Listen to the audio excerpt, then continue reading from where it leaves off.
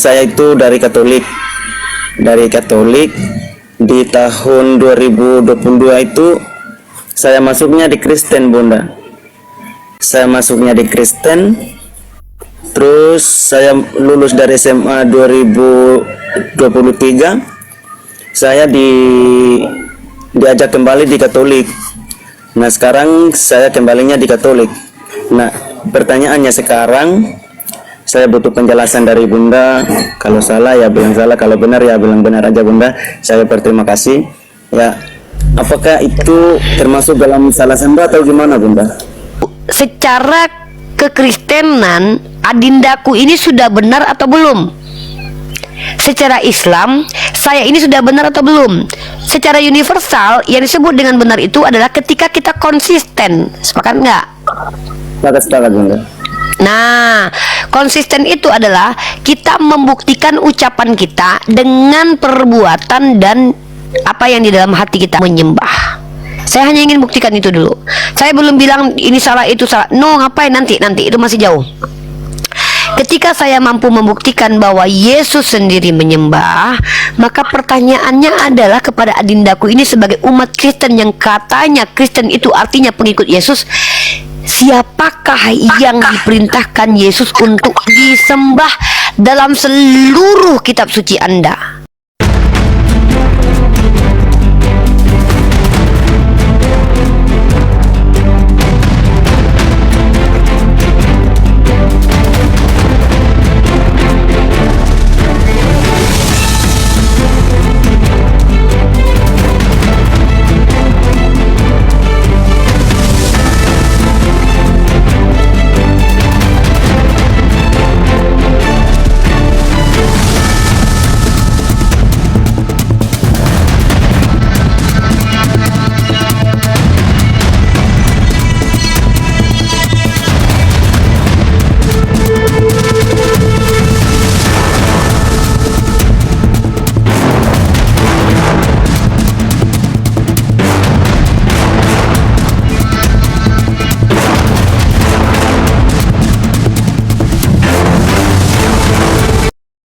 Assalamualaikum warahmatullahi wabarakatuh. Bertemu lagi dengan channel Kristologi Muslim, channel yang akan memperlihatkan diskusi dan debat lintas agama. Pada kesempatan hari ini, semoga kita semua dalam keadaan sehat walafiat, selalu diberikan kesehatan, dan segala macam urusan dilapangkan, dipermudahkan, dan dilancarkan seperti apa yang diharapkan, dan juga diberikan segala kecukupan ekonomi, rezeki yang melimpah yang tidak pernah habisnya, dari Allah Subhanahu wa Ta'ala. Di video kali ini masih seperti biasa, saya akan memperlihatkan diskusi dan debat lintas agama, di mana nantinya apologet Islam dan oknum Kristen akan saling bertanya dan menjelaskan agama masing-masing, yang mana kita akan bisa menilai mana agama yang benar-benar bisa diterima dan dipahami secara akal pikiran manusia yang berakal. Di video ini juga kita akan melihat diskusi dan debat Uni Rifa dan apologet Islam lain dengan beberapa oknum Kristen, yang mana kita bisa mendapatkan ilmu dan pengetahuan tentang ajaran Islam dan ajaran Kristen. Dan bagaimana berjalannya diskusi ini, apakah akan berjalan tenang dan santun atau malah sebaliknya memanas, di mana biasanya oknum Kristen jika tidak sanggup menjawab pertanyaan dan juga tidak terima ajaran dan isi kitabnya dibahas, mereka akan emosi dan marah, bahkan sampai menghujat pribadi atau ajaran. Nah, daripada penasaran dengan diskusi dan debat ini, mari kita simak saja videonya sekarang. Oke, halo. Jadi, ya, silakan disapa dulu. Oke, halo. Assalamualaikum. Waalaikumsalam Oke, waalaikumsalam warahmatullahi wabarakatuh. Oke, Bang Nus, halo. Halo, selamat pagi, Bapak. Pagi, Brother Nus. Silakan Brother Nus perkenalkan dirinya. Ya, silakan. Ya, perkenalkan, nama saya Anus. Saya dari Sumba Barat, NTT, Kakak. Hai, salam kenal NTT. Salam buat Pak Romo Patris Alergo. Aku suka. Ya. Saya berasal dari Jemaat Katolik. Iya, makanya salam buat Romo Patris Alergo. Kapan-kapan bisa dong aku diajak makan sama Romo Patris Alergo.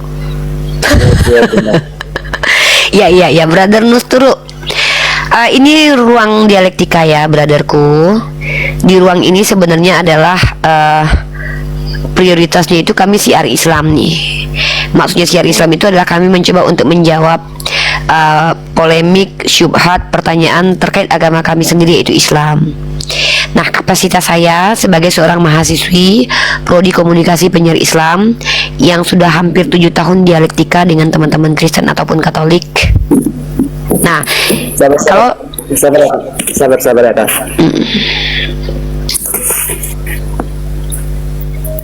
Kalau bisa buka cam, Iya, buka kamera Bang, udah tak undang. Silakan Bang. Ya, siap Kak. Saya pakai baju dulu ya Kak, soalnya baru habis mandi. Oke, pakai baju dulu brother, kita naikin yang lain.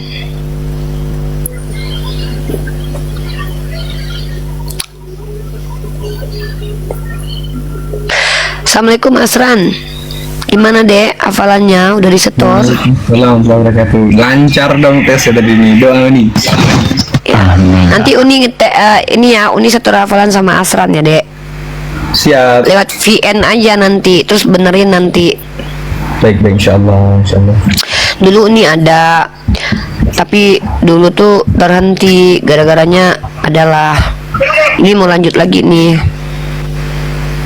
Baik, insyaallah, insyaallah. Kita tunggu dulu saudara kita Nusturu teman-teman ya. Beliau buka cam dulu biar kita bisa diskusinya asik ya, teratur. Ini udah ada juga nih Bang Saprol New. Oke Bang Saprol, halo. Bang Saprol.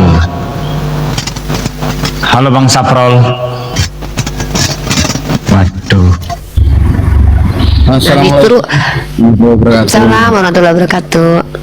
Kita besarkan aja brother Nustur, boleh ya brother? Ya, kita besarkan. Sorry Bang Saprol, saya kira hilang. Sorry, lanjut. Besarkan. Sorry ya, kita besarkan ya Dek, biar enak. Hilangkan aja judulnya Dek. Kalau udah ada, ya udah kecilkan aja kalau dia nggak enak. Ini aja besarkan, kecilkan aja nggak apa-apa. Nggak apa-apa gini. Oke. Silakan my brother, my handsome brother. Silahkan kira-kira mau menjelaskan atau mau bertanya, Greg di mute dulu deh. Oh iya, siap.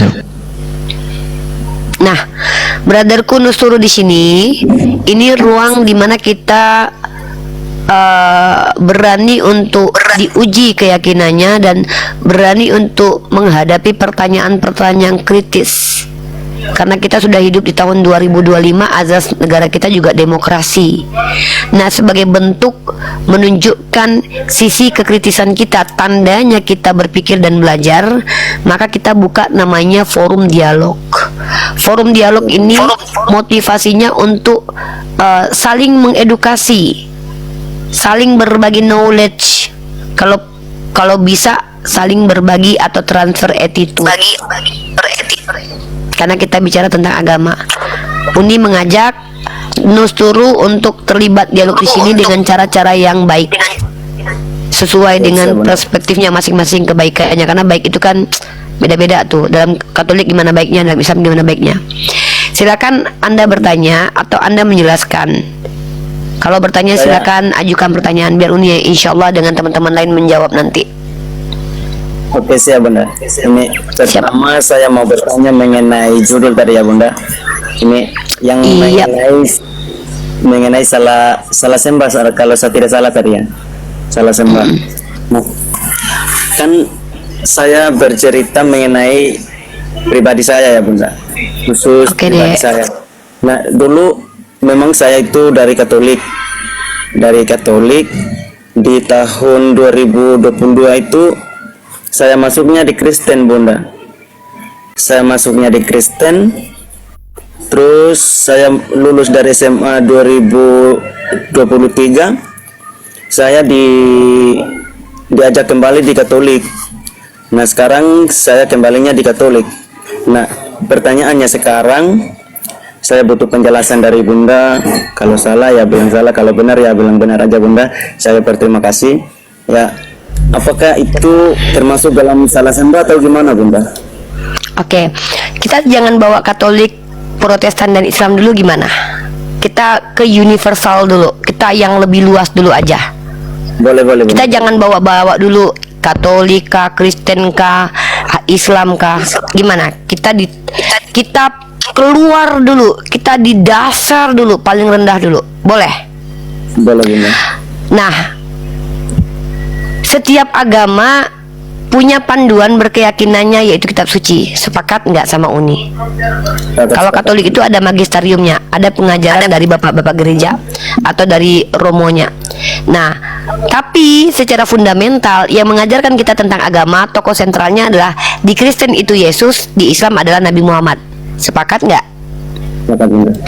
Dan mengerti arah saya. Saya membawa ke ranah ini. Saya belum lagi bahas Kristen salah, Katolik salah, itu bukan. Saya mau kita ini jujur secara universal. Apa sih definisi yang benar itu, definisinya apa? Nah, kalau begitu, secara kekristenan, adindaku ini sudah benar atau belum? Secara Islam, saya ini sudah benar atau belum? Secara universal, yang disebut dengan benar itu adalah ketika kita konsisten. Sepakat nggak? Sepakat, Bunda.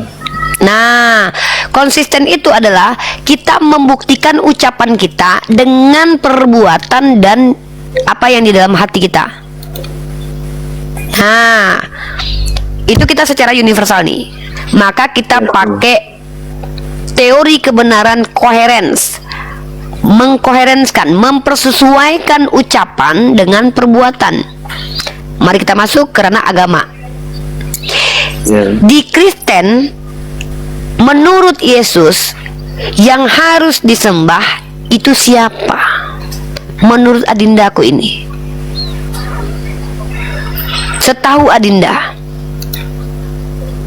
Tapi kalau bilang bahas mengenai Kristen, saya kurang memahami, Bunda, karena Oke, maaf, siap. sekarang Mungkin Bunda sedikit kasih bocoran, karena Bunda juga sudah belajar kekristenan.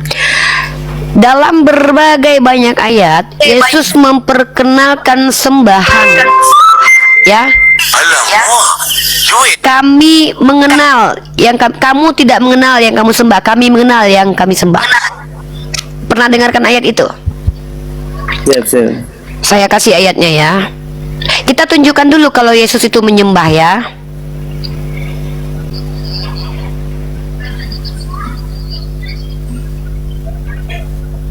Kita buktikan kalau dia menyembah. Sorry. Yohanes pasal keempat nomor 22. Kalau ada Biblos di situ silakan dibuka dulu adikku. Ya ampun, Bunda, saya di... Oke, ya udah nggak apa-apa. Uni bacakan ya. Uni bacakan, dicatat kalau perlu ayatnya supaya kamu bisa cross check. Siap, siap. Dalam Yohanes pasal 4 nomor 22. Dalam terjemahan LAI, kamu menyembah apa yang tidak kamu kenal. Kami menyembah apa yang kami kenal. Ketika Yesus berkata, kami menyembah, apa yang kamu pahami dari diksi ini dalam kaidah bahasa Indonesia? Kita lagi nggak menginterpretasikan ayat ini. Saya pengen tahu nih, ketika Yesus berkata, kami menyembah, apa maksudnya itu?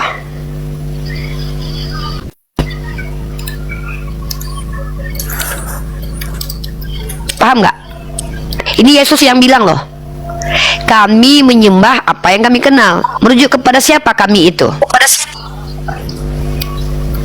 Kalau merujuk, kalau bilang kami itu ya pada diri kita sendiri, Bunda. Berarti yang bicara di situ berarti Yesus berarti. Ya. Artinya Yesus menyembah nggak?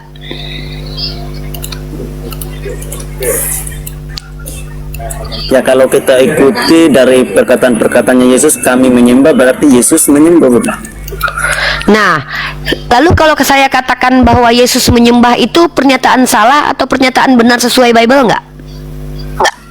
Kalau menurut saya sih, ya gak ada salahnya, gak ada benarnya juga, karena ini Yesus sendiri Kenapa yang dikatakan nggak benar? mengatakan sedemikian. Kalau tidak ada salahnya kita sepakat, kalau tidak dikatakan benar apa? Apa alasannya?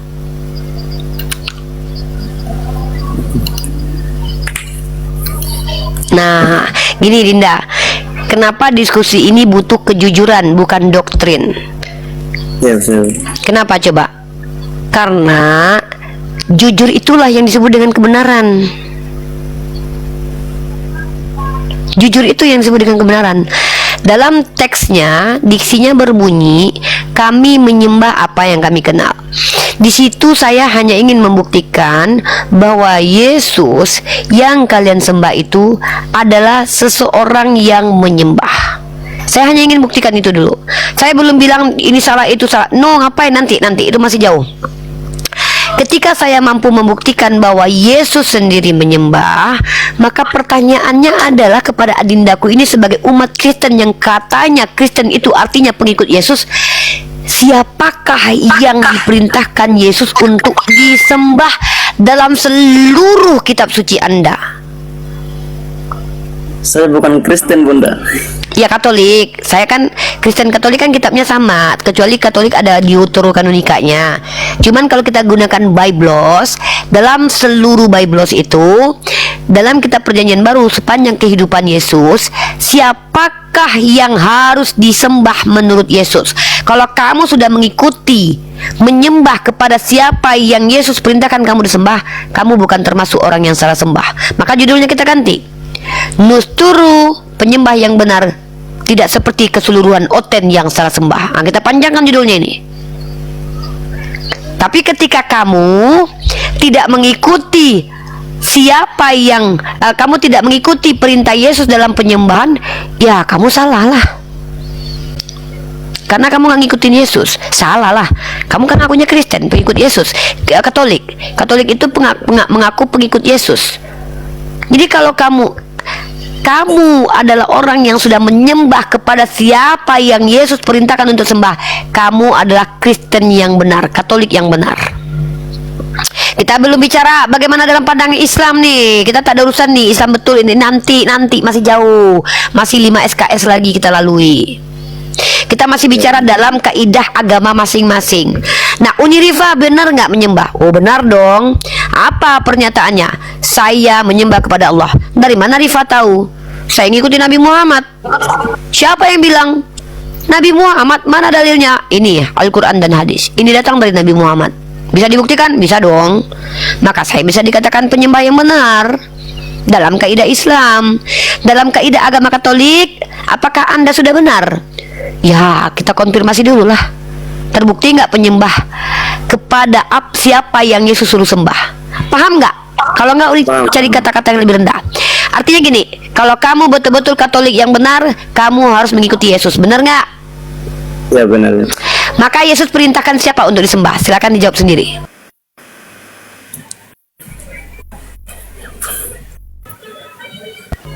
Siapa menurut Yesus yang harus disembah? Karena Yesus ternyata menyembah juga. Apa iya dia menyembah dirinya sendiri? Kan begitu. Kalau yang saya pahami, kalau bilang ya bagaimana cara jelasnya ya? Ya makanya kalau tidak gini aja dulu, untuk biar kamu lebih menyambung diskusinya, baca Bible dulu beberapa hari, seminggu lagi baru kesini, gimana? Siap benar. Oke. Seminggu ini tunggu kamu baca Bible Perjanjian Baru, cari dalil tentang siapa yang harus disembah menurut Yesus. Kalau perlu cari Google, ChatGPT, apapun, kamu bawa ayatnya ke sini kita bahas satu-satu. Siap. Siapa yang harus disembah menurut Yesus? Sepakat? Sepakat. Good. Ya udah, seminggu lagi kita ketemu di sini ya, insyaallah ya. Oke, nanti kabarin kalau nggak di follow. Nanti belajar ya adekku. Pokoknya itu aja dulu. Ini cuma satu aja, cari di Google, cari di ChatGPT. Siapakah yang harus disembah menurut Yesus? Cari itu aja. Kalau udah dapat nanti ayat-ayatnya, ada 100 ayat, 20 ayat, 50 ayat kita bedah bersama, oke? Udah tunggu beneran loh kamu ya. Baca ya, Dek. Baca ya Bible-nya ya. Siap. Oke. Siap, sehat-sehat selalu. Tanya pendeta kalau perlu. Siap. Kalau bila perlu tanya Romo ya. Iya. Jadi seperti yang Uni sampaikan, silakan dicari di Google. Kalau enggak, cari Tuhan menurut Yesus. Nah, nanti abang akan dapat itu. Oke, terima kasih bang ya. Sehat selalu. Amin Kak. Oke, salam dari Kupang juga, saya dari NTT juga sama. Oke, lanjut. Salam sehat. Oke. Oke, Bang Sirait, selamat malam. Udahlah, Kristen bertanya aja tentang tema juga boleh, tentang agama Islam juga boleh. Bang Sirait, selamat malam. Selamat malam. Iya, Malam, silakan Sirait. bertanya Bang Sirait. Dari mana ini? Kenapa Muhammad menggauli anak bocil? Di mana tertulis? Di mana tertulis Nabi Muhammad menggauli bocil? Yang ada itu dalam sejarah ada Tuhan keluar dari vagina perempuan memecahkan perawan dari dalam, lalu keluar jadi anak manusia, jadi Tuhan. Nah, itu baru tidak beradab. Yang kurang ajar itu adalah kalau ada Tuhan memecahkan perawan perempuan dari dalam sampai tersobek, akhirnya dia jadi anaknya Tuhan. Nah, itu baru tak beradab namanya. Seolah-olah Tuhan pengen banget lihat itil perempuan gitu loh. Masa Tuhan kepalanya senggol itil? Ya bener aja lah. Masa ada Tuhan kepalanya lewat itil perempuan? Pengen banget nyiumin vagina perempuannya. Itu Tuhan waktu jadi bayi sadar nggak kalau dia Tuhan? Hah? Sadar nggak itu waktu Tuhan itu waktu keluar dari vagina perempuan dia sadar nggak Tuhan dia ngeliatin nggak? Dia ciumin nggak itu? Hah? Waktu Tuhan keluar dari vagina perempuan itu diciumin nggak dinding-dinding vagina itu? Dicium nggak atau dipegang, dikowel-kowel? Kalau Nabi Muhammad menggauli istrinya nggak masalah, tapi ada Tuhan yang sadar dengan ketuhanannya, lalu kepalanya keluar vagina, dipegang nggak dulu, sempat nggak diraba-raba itu? Bodoh gak bodoh, anak kecil banget digauli, umur 6 tahun. Mana ada? Coba dalilnya mana? Yang ada mana itu ada? Bacalah. bayi Tuhan keluar Buku dari Qori. vagina. Kau pendusta. Uni turun dulu deh. Uni di kena pembatasan ya. Dek, ludahi aja dek kalau nggak ada guna.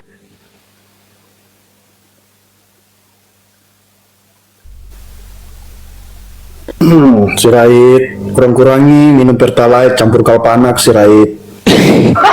Masuk jahanam sana, jahanam memang. Apa? Emang kalian ajaran kasih itu luar biasa ya. Ajaran kasih kalian itu luar biasa memang. Gak nyangka loh, luar Begitulah biasa kalau naik itu ke atas, ajaran bawa roh. kalian.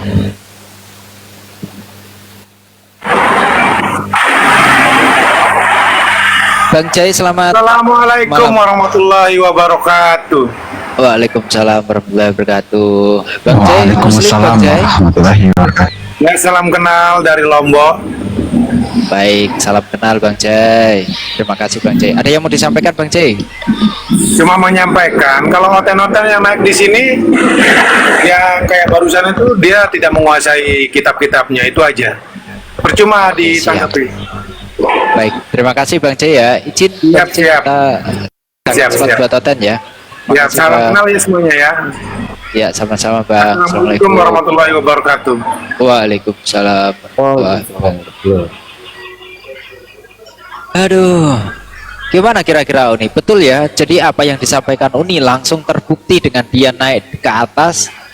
Nah, terbukti sudah itu bahwa Oten NVIDIA ini Dajjal nih yang nanti akan dibunuh Nabi Isa nih.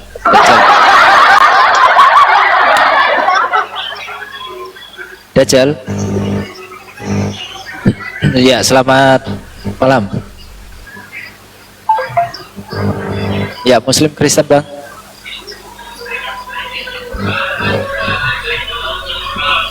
Ya Bang, Bang Dajjal, Muslim Kristen Bang.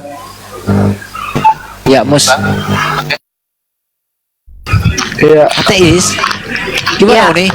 Nanya aja, Tanya aja, silahkan Dajjal. makanya ini kenapa ulama itu kok uduk-uduknya apa namanya tuh dicium-cium kaki itunya bekas apa namanya bekas air wuduknya gitu, bekas kakinya. Ulama mana? Ulama mana Bang? Ya kayak di piti-piti itu loh. Oh, itu ulama-ulamaan Bang, karena definisi ulama itu orang yang ada ilmunya dan mengamalkannya. Dan di Islam itu orang-orang itu apabila perbuatan amalannya tidak diajarkan oleh Nabi, dia jahil. Karena definisi jahil adalah mengamalkan sesuatu yang tidak diajarkan. Oh, berarti itu oknum ya? Sebenarnya kalau dibilang oknum memang banyak ya, karena ada satu komunal orang-orang yang percaya mengajarkan ajarannya secara generasi ke generasi, dan mereka itu percaya dengan hal itu karena kejahilan mereka, karena mereka nggak mau belajar. Sementara di Islam sendiri itu ada perintah thalabul ilmu fardhatun ala kulli muslim, di mana diperintahkan setiap umat Islam itu belajar. Nah, metode belajar itu salah satunya Allah perintahkan untuk kritis ya, afala yatadabbaru, afala yatafakkaru, mentadabur, memikirkan. Jadi kalau ada orang-orang atau tokoh-tokoh yang NPD dalam beragama seperti itu, salah satunya kayak ustadz-ustadz yang dicium kakinya itu NPD dalam keberagamaan. Itu orang-orang yang menjadikan agama sebagai alat untuk membuat dirinya NPD gitu loh. Agama yang dijadikan dia sebagai alat. Kalau orang-orang MPD ini kan banyak kayak harta tuh, saya kaya, saya lebih hebat, saya pintar, saya ini tuh kan. Tapi kalau mereka tuh mengatakan bahwa saya loh berhak dicium kakinya, termasuk orang NPD itu gus-gusan ya, yang mengaku-ngaku rambutnya dipotong, dibayar mahal, itu sama tuh NPD itu merasa superior dari yang lain gitu. Wallahu a'lam bishawab ya Bang. Silakan Bang Dajjal. Oke. Kalau Yesus sama nggak itu Yesus sama Isa? Oke, dalam perspektif Islam itu sebenarnya kalau lihat ya, kita itu sedang membicarakan tokoh yang sama tapi dalam perspektif yang berbeda. Maksudnya adalah gini, kita tuh cuma tahu diberitahukan tentang Nabi Isa, kita tidak kenal Yesus, karena kata Yesus itu bukan nama asli dari anak Maria yang ada di zaman 2000 tahun lalu. Karena yang namanya anak Maria ini tidak mungkin namanya Yesus, tapi dia adalah orang Aramaik atau orang Ibrani, pasti namanya kalau bukan Isou, kalau enggak Yeshua. Dan Yeshua atau Isou itu dekat sekali kata dialeknya dengan bahasa Arab. Maka tentu yang lebih tepat namanya adalah Isa, karena itu dialek Arabnya. Di Arab itu tidak ada huruf O gitu. Nah, jadi kalau kita bicara tentang konteks bahwa tokoh bernama Yesus dalam Bible itu ada banyak. Ada Yesus yang baru bangkit jadi Tuhan setelah mati, ada anak Maria, ada yang akulah Yesus padahal tidak berbentuk manusia. Dan dalam kitabnya orang Kristen itu banyak klaim-klaim tuh, karena kitabnya ditulis oleh banyak orang. Jadi banyak sekali klaim terhadap Yesus. Ada yang dikatakan Yesus anak Yusuf, contoh dalam Lukas pasal 3:23. Menurut anggapan orang Yesus itu anak Yusuf. Nah, ada yang menganggap bahwa menurut orang dia adalah anak dari Roh Kudus. Ada yang bilang kalau dia itu adalah Balzebul. Ada yang bilang kalau dia itu dari orang ODGJ seperti itu. Karena Yesus ini memang tidak terlalu dikenal pada masa itu. Buktinya orang Yunani dan orang Yahudi itu tidak terlalu tahu wajahnya. Makanya perlu ciuman kudus Yudas untuk mengetahui bahwa itulah yang dimaksud Yesus. Waktu Yesus didatangi kan Yesus bilang, bukankah aku selalu berada di sini, mengajar di sini? Bukankah aku yang kau cari? Jadi banyak orang tuh kayak nggak tahu banget personal Yesus ini. Kalau Nabi Muhammad beda. Nabi Muhammad itu orangnya jelas, keturunannya jelas, keluarganya jelas. Dia dari keluarga orang Quraisy, orang terpandang, istrinya pun orang kaya, keluarga paman-pamannya juga orang kaya. Artinya dia tuh bukan orang yang diragukan di kampung itu. Kalau Yesus ini suka lari-lari, kabur-kaburan, nggak jelas orangnya, kadang berubah-ubah wajah gitu. Jadi yang dibicarakan orang-orang itu bisa jadi sebuah fitnah kepada Yesus atau bisa jadi kesalahpahaman gitu. Contoh kayak ada 2 ayat tuh. Ada yang mendengarkan begini, ada seseorang berkata kepada Yesus, "Guru yang baik, kenapa kau katakan aku baik?" Tapi di satu sisi ada yang mengatakan bukan gitu kata-katanya, tapi ini kitabnya ya, kitab Lukas, kitab Matius, kitab Markus, kitab Yohanes itu berperang tentang menceritakan tentang Yesus. Ada yang bilang gini, "Guru, perbuatan apa yang baik yang harus kulakukan?" Artinya ada 2 pernyataan yang berbeda bukan? Maka ini bisa dikatakan bahwa pendapat tentang Yesus sendiri itu berbeda-beda. Maka kita tidak bisa menjadikan Bible sebagai panduan mengetahui tentang siapa sih Maria. Sementara di Al-Quran itu cuman datang dari satu sumber, yaitu dari Allah. Tidak berbeda-beda pendapat dan bukan pendapat orang lain dan bukan sejarah. Karena Al-Quran bukan kitab sejarah, Al-Quran adalah kitab wahyu. Makanya rentan sekali kesesatan kalau kita berpatokan kepada sejarah, karena sejarah itu bisa terdistorsi. Seperti itu ya Bang Dajjal ya. Silakan Bang Dajjal. Ada lagi yang mau ditanyakan silakan. Sebelumnya izin Bang Dajjal. Sebelumnya izin bentar. Bang Roma, selamat malam Pak Roma. Pak Roma, selamat malam. Assalamualaikum. Shalom. Waalaikumsalam. Bentar, Pak Roma ini yang sudah mualaf atau masih pendeta ini? Saya jemaat Masih ya? biasa aja. Saya jemaat. Masih belum mualaf ya. Kemarin soalnya ada namanya Roma juga mualaf, Pak. Level lah saya masa belum mau. gitu. Roma ini pacar, ini si Roma itu Roma pacar si Ani, kalau ini Roma pacar si Anu. Oh, cukup Roma, cukup ya. Lanjut, Bang Dajjal. Apa cerita soal Dajjal itu bohong atau fakta? Itu adalah nubuatan. Apa yang disampaikan oleh para nabi yang akan terjadi. Jadi kita tidak bisa katakan bahwa itu fakta karena belum terjadi, tetapi nubuatan, tepatnya nubuatan. Sebenarnya kalau kita lihat zaman sekarang tuh udah muncul, karena Dajjal itu artinya pendusta. Sudah banyak pendusta-pendusta yang datang ke dunia ini, sudah banyak mengaku-ngaku ketemu Tuhan lah. Kayak banyak kan umat Kristiani yang ngaku-ngaku ketemu Tuhan kan, dan mereka tidak bisa buktikan bahwa itu benar, dan mereka bisa dikatakan Dajjal karena mereka kumpulan orang-orang berdusta. Bukannya di kitab Seperti itu Dajjal itu sakti ya? Iya, dia diberikan kemampuan oleh Allah Subhanahu wa taala, kemampuan yang di luar rata-rata gitu, seperti menghidupkan orang mati begitu.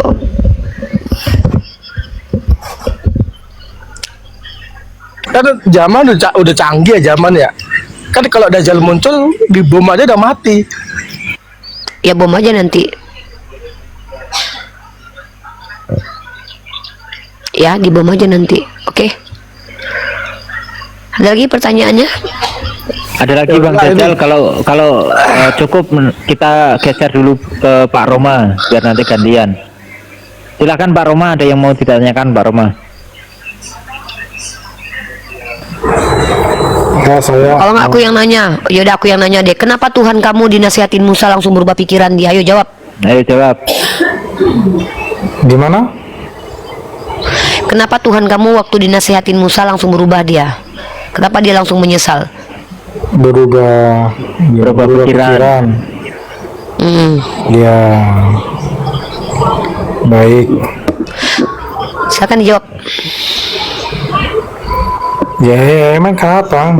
Ya, itu kan sebenarnya Nah itu menunjukkan. dalam kitab perjanjian lama nih, kita baca ayatnya ya. Ya udah. Nih. Oke. Ya. Keluaran pasal 32 nomor 9. Lagi firman Tuhan kepada Musa. Ini Tuhan kamu cerita sama Musa nih, curhat ya. Telah kulihat bangsa ini, dan sesungguhnya mereka adalah suatu bangsa yang tegar tengkuk. Ayat 10. Oleh sebab itu, biarkanlah aku supaya murkaku bangkit terhadap mereka, dan aku akan memusnahkan mereka. Tetapi engkau akan kubuat menjadi bangsa yang besar. Nih, Tuhan punya rencana nih. Dia mau memusnahkan orang-orang Israel. Dia punya planning mau ngehancurin orang-orang Israel karena habis nyembah patung anak sapi yang dibuat sama Harun. Tetapi Musa, di sini dikatakan memohon, padahal tidak. Tetapi Musa melunakkan hati Tuhan. Katanya, mengapakah ya Tuhan? Malah diomelin nama Musa ini. Ya, kita lihat ayatnya ya, Keluaran 32 nomor 9. Tuhan kok gini banget, nget. Ada aja lah kelakuan Tuhannya orang Kristen ini lah.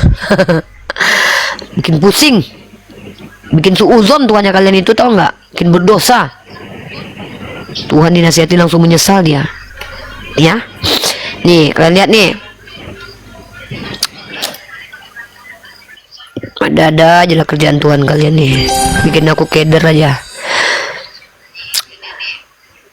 Nih ya, mana dia nih? Lalu Musa mencoba melunakkan hati Tuhan. Ini Tuhan lagi marah berapi-rapi kan. Dilunakkanlah. Ini kayak seorang istri yang lagi melunakkan hati suami kan. Suaminya kan marah-marah kan. Kenapa kau cuma live TikTok aja nggak masak nasi? Aku cobalah lunakkan hati suamiku. Jadi gini abang, masa abang marah-marah sama adik? Adik ini kan kekasih abang. Dulu abang bilang adik cantik. Menyesal abang marah-marah sama adik. Katanya adik mau diceraikan sama abang. Menyesal bang, ingat dulu waktu abang jemput adik ke rumah adik. Menyesallah abang lalu tidak jadi menceraikan adik. Apa itu kayak gitu? Ini kayak gitu persis nih. Maka Lalu Musa mencoba melunakkan hati Tuhan Theosnya dengan berkata, mengapakah Tuhan murkamu bangkit terhadap umatmu yang telah kau bawa keluar dari tanah Mesir dengan kekuatan yang besar dan dengan tangan yang kuat? Mengapakah orang Mesir akan berkata, dia membawa mereka keluar dengan maksud menimpakan malapetaka kepada mereka dan membunuh mereka di gunung dan menyusahkannya dalam mukamu? Berbaliklah, dinasihatin cok sama Musa. Berbaliklah dari murkamu yang menyala-nyala itu. Kayak gini ya, janganlah abang marah-marah sama adik, gini-gini adik istri abang yang gemoy, kayak gitu kan, kayak gitulah ceritanya kan. Mengapakah ini kan, berbaliklah dari murkamu yang menyala-nyala itu, menyesallah. Wah, disuruh pula sama Musa lagi, menyesallah kau Tuhan, gitu kan. Menyesal abang ngata-ngatain adik, gitu kan. Ingatlah kepada Abraham, Ishak, ingatlah kepada anak kita yang dua abang, gitu kan. Kurang lebih kayak gitulah alegorinya kan. Terus barulah gini nih, menyesal dan menyesallah Tuhan katanya tuh. Dan menyesallah Tuhan karena malapetaka. Aduh, rencananya ternyata nggak bagus loh sampai dia nyesel loh. Ternyata rencana dia itu rencana jahat. Ternyata Tuhan bisa punya rencana jahat ya guys. Aduh, gimana ini aduh. Kok bisa sih begitu? Gimana itu Roma? Ani bingung. Kenapa Tuhan Roma kayak begitu? Bisa-bisanya dinasihatin sama Musa sampai berubah pikiran. Justru ditegur sama ciptaannya Yoni ya. Ditegur sama Musa loh. Menyesallah kau Tuhan, baliklah dari murkamu. Langsung Musa kan, aku tidak, Tuhan ingin dengan, dan menyesallah Tuhan karena malapetaka. Musa lalu berbalik, Musa bawa lo batu kan, sambil ada musiknya. Jeng jeng jeng. Musa berkata, keren banget gue dan nasihatin Tuhan. gitu. Aku ngebayangin Musa tuh turun dari gitu tuh kayak keren banget pas itu. Nenteng dua batu gitu kan Uni ya. Iya, nenteng dua batu. Dia kan dua batu kan ada dua tuh. Sini satu, sini satu. Kan gitu. Setelah itu berpalinglah Musa lalu turun dari gunung dengan kedua lo hukum Theos di tangannya. Aku ngebayangin Musa tuh kalau ada musik gitu kan. Jing jing jeng, jeng jeng jeng, kayak keren banget coy. Gue udah nasihatin Tuhan gitu. Gimana Bang Roma? Pak Roma? Silakan Pak Roma. Oke, baik. Jadi Tuhan menyesal gitu ya. Tuhan dinasihatin Musa terus sampai nyesel. Tuhan dinasihatin, oke. Ya mungkin bisa kalau bikin tanda kutip Tuhan Musa menasihati Tuhan gitu ya. Ya nggak apa-apa. Boleh gitu, emang ya? Itu kan gaya bahasamu dalam Alkitab kan melunakkan hati. Coba kalau kau lagi marah-marah melunakkan nih, beda menasihati. melunakkan hatimu. Rifa. Ya makanya gini, melunakkan ingatlah itu lebih kepada merayu, bukan Yaudah, kalau aku bilang gini sama kau, nggak, kalau aku bilang gini sama kau ya, kau kan mau marah-marah nih. Aku pengen bunuh si Gopur, lalu aku bilang gini, Roma, ingatlah si Gopur pernah ngutangin kau duit dulu waktu kau lagi miskin Roma. Menyesal aku Roma. Itu nasihat atau bukan? Masih ada padanan kata daripada melunakkan itu, padanan katanya merayu. Oh, berarti hati Tuhanmu keras bukan waktu menasihati. Jadi kamu salah memilih padanan kata di situ. Tapi nggak apa-apa, saya hargai. Berarti Tuhanmu pada waktu itu hatinya sedang keras. Itu gaya bahasa, Rifa. Tapi Kamu poinnya framing. pemikirannya diubah Pak. Poinnya pemikirannya berubah Pak. Iya, pemikiran Tuhan dirubah. Yang tadinya pengen bunuh nggak jadi bunuh. Iya, nggak apa-apa. Berarti dia benar-benar berubah karena perkataan Musa. Oh my God. Nurut banget ya. Apa Ya, jangan-jangan tentu, karena Musa sudah diangkat sebagai dalam Tuhan kisah nih? itu Ya mungkin ya. banyak kali Bang Gopur implikasi yang kita bisa petik sebagai Nurut satu banget Tuhan sama prinsip, Musa ya. sebagai satu prinsip Bang Gopur hidup kata-katanya di keren dalam tuh. Nurut banget Tuhannya sama menjalani Musa. hari-hari kita gitu. Tapi Jadi, nurut banget itu Tuhannya kan memang bagian daripada banget Tuhannya. itu gambaran Kata-katanya akomodatif. keren banget. Nurut banget Tuhannya ya. Aku tuh sakit hati tuh dengernya, ya ampun, penghinaan banget terhadap nurut banget Tuhannya ya. Menyesallah Tuhan katanya. Iya loh. Tuhannya langsung Sudah menyesal. selesai belum, Rifa? Udah Roma, lanjut Roma. Ya udah, ini saya ngomong dulu. Iya Roma. Itu ya, jadi Tuhan katanya menyesal gitu ya. Tuhan menyesal. Memang ada waktu peristiwa waktu peristiwa air bah juga Tuhan menyesal misalkan. Ya. waktu Nabi siapa namanya itu yang Nabi Yunus banyak juga kali lah Tuhan penyesalan menyesal. Tuhannya. Ya, waktu Pantaslah Nabi berubah-ubah Musa sikap juga Tuhan. dia menyesal. Oke, nggak apa-apa. Tapi perlu saya jelaskan bahwa menyesal yang dimaksud di situ itu kan gaya bahasa majas Majas. yang menggambarkan apa? Sifat Tunggu. akomodatif. Majas. Sikap akomodatifnya Tuhan kami mengakomodir permintaan daripada umatnya.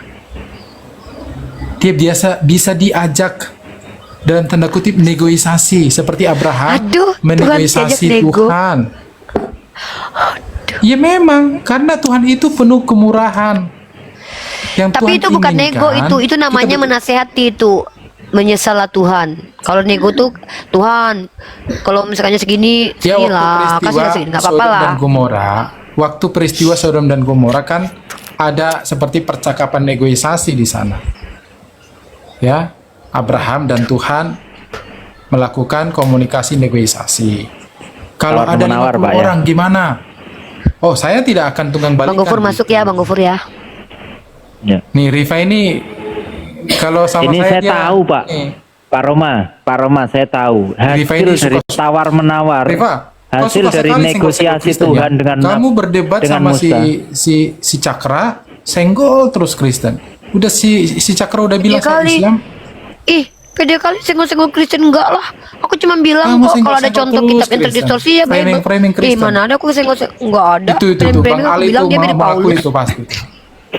Dia mirip Paulus. Enggak, biar saya masuk dulu. bawa saya ya. Ini saya lagi ngomong sama Lah, kan di roomnya Bang Al kemarin. Ya, iya kayak gini. Iya, aku ya. cuma Jangan bilang dia bawa mirip saya. Paulus, emang kenyataannya dia mirip Paulus kok, jenggotan botak. Bukan hanya itu, banyak Betul, kamu betul, senggol-senggol betul. Kristen. Padahal Bang Cakra itu udah mana ada. ngaku saya bukan Udah. Kristen. Kita lagi diskusi di sini Ih, tentang jadi Roma. jangan- Kamu Jangan kenapa curhat? membias ke sana kemari, jangan senggol-senggol. Aku nggak Udah pernah dibilangin, nyenggol itu Kristen, apa Kristen aja yang kamu nyenggol-nyenggol senggol-senggol. aku. Oke, jadi Aku apa nggak pernah nih? nyenggol Kristen, Kristen yang nyenggol gue. Oke, sudahlah, nggak apa-apa. Kamu senggol-senggol juga apa-apa. Pede banget disenggol-senggol. Pengen banget disenggol. Kenapa Buat jadi apa curhat, aku Pak Roma? Gini Janganlah loh Roma, curhat. buat apa aku tuh ngebahas Kristen? Pertama, nggak ada juga ilmunya buat aku, tidak ada juga manfaatnya buat peradaban. Ngapain coba aku bahas Kristen? Pede kali. Aku cuman bahas ada agama yang orang-orangnya NPD. Ya kalau kamu merasa ya berarti ya udah kamu berarti bukan nyenggol Kristen tapi nyenggol orang-orang yang merasa. Ih aneh si Roma ini loh. Iya, iya. Ini nih, Roma dengan Bang Roma. Cakra itu bukan Islam. Dia Kristen kok, dia pecinta Yesus kok. Dia pernah Orang-orang bilang itu dia percaya menyamakannya Yesus. seperti Paulus saja. Kalau ketemu Dia Yahudi udah jadi jelasin. Yahudi. Lanjut. Udah jelas. Ya kita kan nggak percaya. Kita nggak percaya, kita ada buktinya dia Kristen tuh, Ya, ada itu kan salah satu asumsi. upload. Itu Bukan kan- asumsi, tuh nih Cakra percaya Yesus praduga. tuh. Bukan ini akun Kristen. Itu asumsi negatifmu kan. Ini nih, Itu asumsi bukan ini. Baper kayak cewek asu ah. Iya ih, Sapling Bang Greg. tuh. Cakra tuh, aku udah liatin videonya tadi malam. Malah yang posting orang Kristen lagi. Tuh Pak Cakra Aceh percaya Yesus tuh. Pak Cakra Aceh percaya Yesus tuh Kristen tuh Kristen. Tuh Pak Cakra Aceh percaya Yesus tuh. Tuh. Justru kalian Nama bangga akunnya tuh. Nama akunnya Cornelius Ratomo Jati Channel. Ini kan akun-akun yang murtad-murtad semua. Iya. Roma, kasihan dulu. Sudah, makanya kalau mau diskusi, kalau mau bertanya kalau mau bertanya ya silahkan tanyakan, kalau enggak mau diskusi ya diskusikan apa yang siapa yang ada di sini gitu loh, jangan kait-kaitkan orang lain. Jadi gimana tadi hasil negosiasi Tuhan sama Musa tadi ya? Yang tidak apa-apa itu kan ya apa namanya? Hasilnya, bagaimana saya tanya hasilnya. Tuhan digambarkan. Hasilnya. Mengakomodir Hasilnya. permintaan dari umatnya gitu. Hasilnya Tuhannya berubah pikiran Bang Gopur. Hasilnya Tuhan berubah Dalam pikiran artian sama satu begini. lagi Uni. Saya nemu Itu- satu hasil lagi Uni. Ya kan itu Pak juga Roma, keluaran itu juga 7 nomor menggambarkan 1 Pak Roma, betul enggak? memberi Akhirnya sebentar dulu Pak Roma. Anda kan nggak mau jawab nih hasil dari perundingan yang sedikit alot itu kan. Akhirnya diangkatlah Musa menjadi Tuhan. Keluaran 7 nomor 1. Sejajar nih mungkin. Itu Betul. Firaun, ya. Itu udah beda cerita. Firaun manusia atau siapa, Pak? Udah beda Firaun cerita manusia atau itu. bukan? Dari waktu Nah, Firaun negosiasi manusia atau bukan? Waktu negosiasi itu, waktu Musa Iya, makanya kan menolak ini Tuhan, hasilnya. tidak ada cerita Kan hasilnya, bahwa Tuhan mengangkat Musa menjadi Tuhan. Nggak ada. Loh itu Keluaran 7 nomor 1? Memang Musa diangkat sebagai Tuhan. Dalam konteks ketika Tuhan mengutus Musa menghadap Firaun. Tapi Musa diangkat kan sebagai dia Tuhan merasa atau enggak? takut tuh, Atau enggak? merasa takut karena memang apa? Karena memang sebelumnya dia udah punya kasus. Punya kasus apa, dengan Pak? Mesir. Siapa punya kasus Tuhan? Musa kan Bang kasus Gofur apa, juga Pak? nanya Musa. Kasus. Wah, punya Iya, kasus di memang sidang iya. juga enggak itu? Punya kasus di sidang enggak, Pak Roma? Enggak, dia melarikan diri, nggak sempat di sidang. Waduh, jahat juga ya orangnya.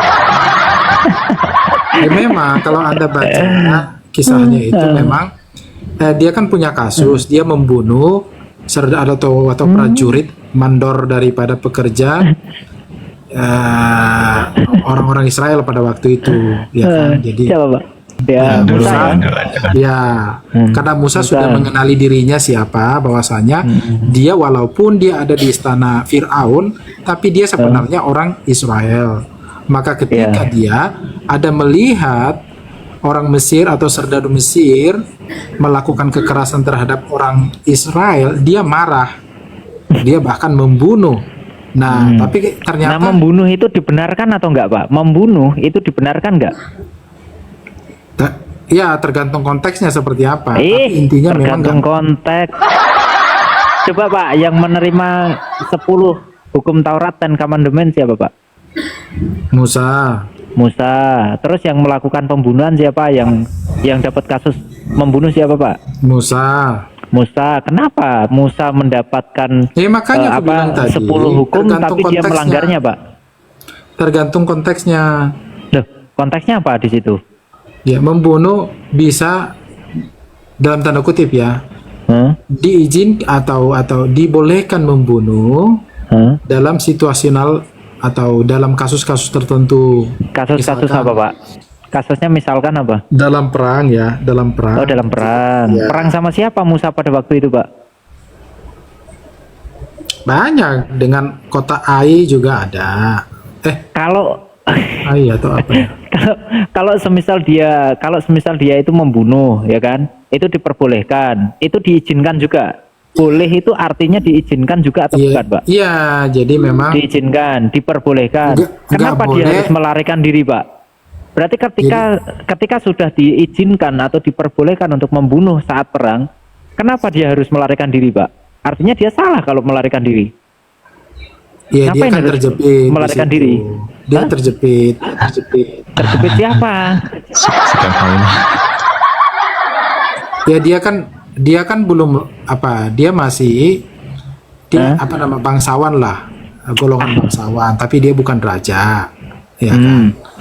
Sehingga ketika kejadian itu atau peristiwa dia melakukan pembunuhan terhadap mandor orang Mesir, Israel, maka Raja Firaun pada waktu itu marah gitu. Oh, Raja Firaun marah. Nah, sebentar, Pak. Mandor ini di sini sebagai orang kafir atau bukan?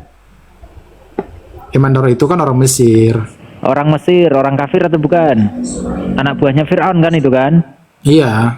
Ya, itu kafir atau Iya, bukan? kalau ya udah pasti kafir bagi kami kan. Itu diperbolehkan untuk dibun-bun. Enggak. Ya tergantung konteksnya, bukan masalah kafir. Iya, makanya konteks itu tadi kan sudah jelas konteksnya, Pak. Mandor bangunan. Bukan karena dia kafir, sebentar kan udah. Loh, iya makanya tadi Anda yang mengatakan dia kafir, anak buahnya Firaun. Itu kan konteksnya itu. Makanya saya tanya, apakah diperbolehkan membunuh di situ? Kenapa? Lihat konteks lagi kan, konteksnya udah jelas. Ya, bukan masalah dibolehkan atau tidak. Lah terus Oke, baik ya. kok Kalau peristiwa dibolehkan itu atau kan tidak? memang sebelum Musa mendapatkan 10 perintah itu. Gak mentok kayaknya nih. Ya.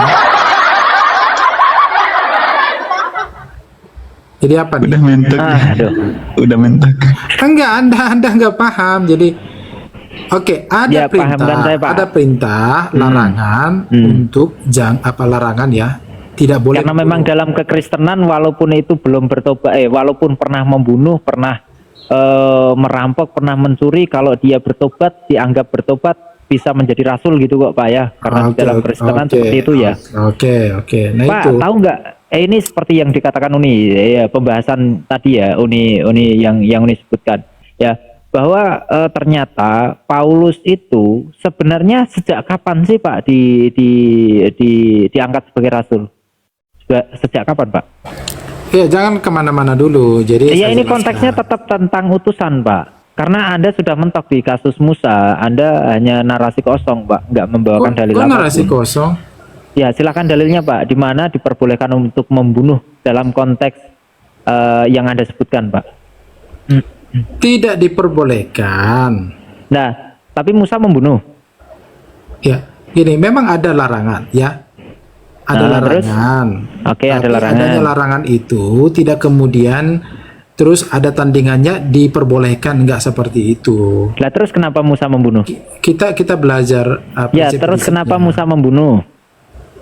Itu karena panggilan hatinya gitu. Iya, kenapa dia tidak diperbolehkan membunuh tapi dengan panggilan hatinya sehingga dia membunuh? Itu sebenarnya begini, kalau saya jelaskan ya, itu sebenarnya paradoks. Kalau istilah kami itu namanya paradoks ya. Sesuatu yang kelihatan kontradiktif. Namun, Ya memang kontradiktif semua Pak yang ada di dalam Bible itu Pak. Ya sudah, ya makanya aku Iya jelaskan kan? dulu. Iya kan? Arti Ya diakui. paradoks. Tunggu dulu Bang Gafur. Gimana?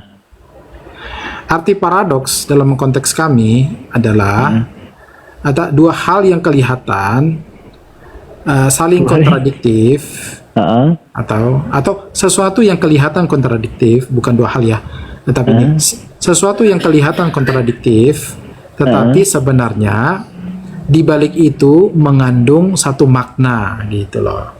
Paradoks artinya itu Pak? Iya, paradoks bagi kami begitu, mengandung satu makna. Kalau paradoks seperti itu Anda mendefinisikannya, saya tanya yang sama Pak. gitu. Oke, saya tanya sekarang, Pak, bisa nggak Tuhan itu menciptakan batu yang sangat besar sehingga Tuhan sendiri tidak bisa mengangkatnya, Pak? Ya menurutmu gimana?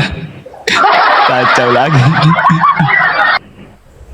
Kalau mendefinisikan paradoks, Anda mendefinisikan paradoks itu seperti itu, maka saya harus tanya, bisakah Tuhan menciptakan batu yang sangat besar sehingga Tuhan itu tidak dapat untuk mengangkatnya?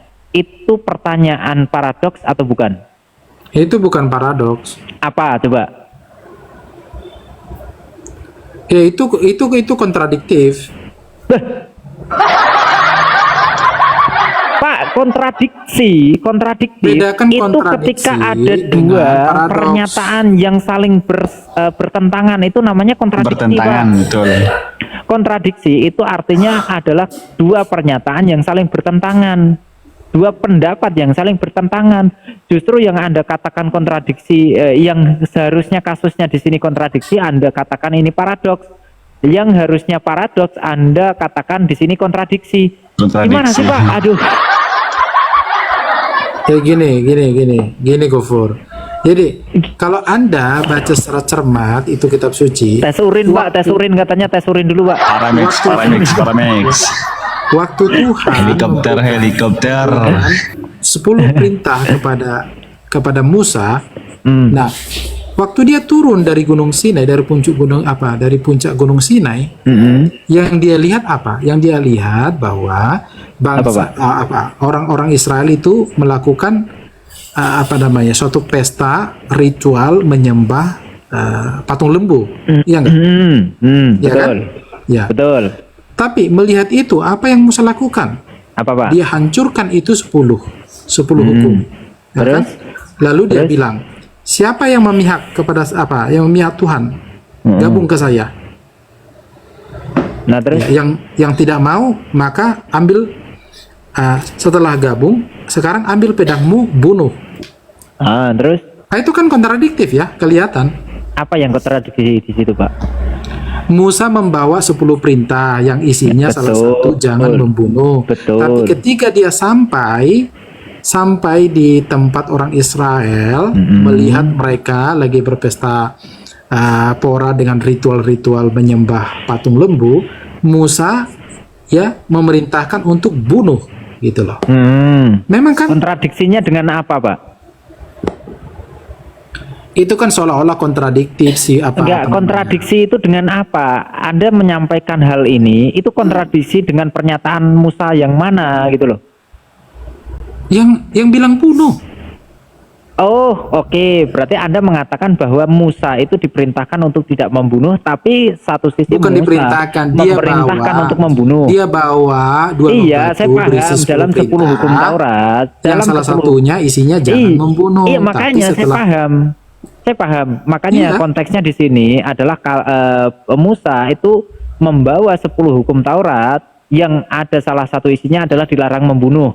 Namun ketika itu Musa juga memerintahkan untuk membunuh. Itu kontradiksinya di situ. Iya, ada alasannya enggak kenapa diperbolehkan Iya, membunuh? memang. Iya. Sabar dulu. Jadi, sabar dulu, kelihatannya memang sabar Pak. Yang namanya kontradiksi itu ketika saling bertentangan tanpa ada alasan.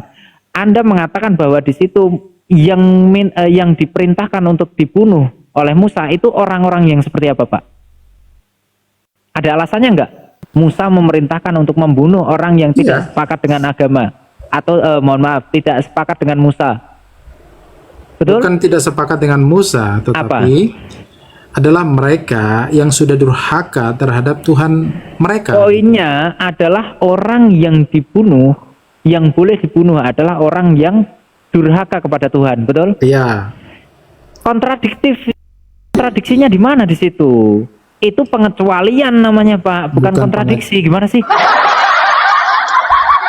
Sama, Pak. Yang namanya kontradiksi itu gini. Pengecualian gimana? Nah, itu yang aku bilang sabar, tadi. yang namanya kontradiksi itu gini, Pak. Seolah-olah kontradiktif, tapi bukan kami kontradiksi di situ. Di situ ada pengecualian.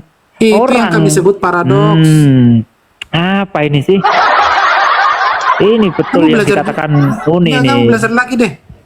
Roma, nanti kalau mau tidur Roma, jangan lupa beli Kratindeng campur Paramex ya, Roma ya. Aduh. Gimana sih Pak Roma ini? Pak Ngerti Roma. nggak kontradiksi? Kontradiksi Itu saling bertentangan. Ya udah. Namun di situ, sabar dulu. Kira-kira sabar dulu. Perintah larangan dalam loh batu bertentangan nggak dengan perintahnya Musa? Tidak bertentangan karena ada alasan. Bertentangan gimana sih? Ada alasannya. Ada alasannya. Karena ada alasannya, Sabar maka dulu. kami sebut itu sebagai paradoks. Coba, paradoks. Aduh. Iya, kamu kan itu namanya pengecualian, Pak Roma. Itu kalau kami menyebutnya paradoks, kamu bilang itu pengecualian, oke, nggak apa-apa. Oke, kalau itu Tapi bagi disebut kami itu namanya paradoks. Kalau itu disebut paradoks, pertanyaan seolah-olah- saya yang tadi, sabar dulu. Seolah-olah kelihatan Iya, nggak apa-apa. Anda anggap itu paradoks. Sekarang saya tanya, pertanyaan saya yang tadi itu Anda anggap pertanyaan apa? Itu pertanyaan kontradiktif. Itu sama artinya begini. Gofur, coba gambar segitiga 2 sudut. Itu sama. Udah Pak, gini Bisa aja nggak Pak. kau gambar segitiga 2 sudut? Ada, gini. Anda pun menjelaskan sesuatu hal yang tapi Anda tidak pahami sendiri Pak, sebenarnya Pak. Nggak apa-apa. Udah kita maju aja Pak. Anda bertanya aja lah Pak Roma. Silahkan tanya Pak Roma. Anda menjelaskan sesuatu hal yang Anda tidak tahu. Kira-kira bisa nggak? Jawab dulu pertanyaan saya. Bisa nggak kau gambar segitiga 2 sudut? Bisa nggak? Apa sih? Segitiga 2 sudut, orang namanya aja segitiga kok 3 kok 2, gimana sih? memang Oten ini agak-agak nih 3 jadi 1. Inilah dipaksakan nalar manusia seperti ini. Besok hari Senin saya gambarin ya, saya DM. Besok hari Senin. Astagfirullahaladzim. Inilah kalian selalu menggunakan narasi yang seakan-akan bisa menjadi Tritunggal, 3 jadi 1, Tritunggal, tri kok tunggal, segitiga kok 2 sudut, gimana? Masuk akal nggak segitiga 2 sudut? Masuk akal nggak, Bang? Itu pertanyaan yang setara yang kamu bilang tadi. Nggak Kalau bisa, Tuhan Maha itu Kuasa, pertanyaan yang tidak masuk dengan akal. kemahakuasaannya Itu bukan bisa nggak dia paradoks, menciptakan itu pertanyaan batu yang melecehkan akal. Yang paling Gini, besar, itu saking adalah besarnya, perintah, dia itu sendiri adalah nggak bisa perintah yang mengangkatnya. melecehkan akal manusia. Ketika mengatakan tunggal, 3 kok 1, gimana? Itu pelecehan akal namanya, Pak. Itu kopi itu ada Pelecehan akal itu namanya. Torabi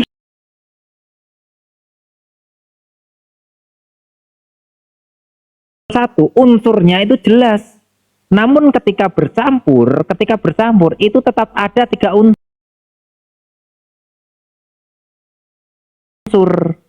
Tapi itu tidak bisa semua dikatakan kopi karena gula tetap gula, susu tetap susu.